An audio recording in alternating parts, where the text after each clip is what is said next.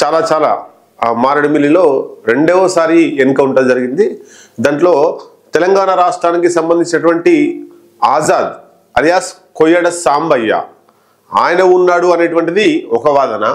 అట్లాగే ఆయనతో పాటు కేంద్ర కమిటీ కార్యదర్శి తిప్పిరి తిరుపతి అలియాస్ దేవుజీ కూడా ఉన్నాడు అనేటువంటిది ఈ రెండు వాదనలు ఉన్నాయి. అయితే వాళ్ళు లేకుండా ఇంకొక 7 మంది దాంట్లో ఎన్కౌంటర్లో మృతి చెందిర్రు. ఏదైతే మారేడుమిల్లిలోనే హిడ్మా చనిపోయాడో, హిడ్మా ఎన్కౌంటర్ అయ్యిండో అదే ప్రాంతంలో వీళ్ళు కాల్పులు జరిపిర్రు, మళ్ళా కుమ్మింగ్ జరిపిర్రు. వాళ్ళకు మావోయిస్టులు తారసపడ్డరు. ఆ కాల్పులలో 7 మంది చనిపోయారు. ఆ 7 మందిలో వీళ్ళిద్దరు కూడా ఉండొచ్చు అనేటువంటిది ఒక పుకారు లేసింది.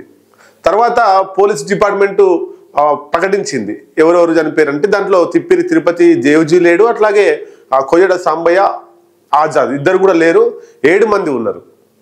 దాంట్లో నంబల కేశవరావు గాడు, తర్వాత కట్కం సుదర్శన్ ఆనంద్ అలియాస్ అనే పేరు ఆయనే గాడు, ఇట్లా కొంతమంది టెక్ శంకర్ అని ఆయన మోస్ట్ వాంటెడ్, ఇట్లా 7 మంది చనిపోయారు.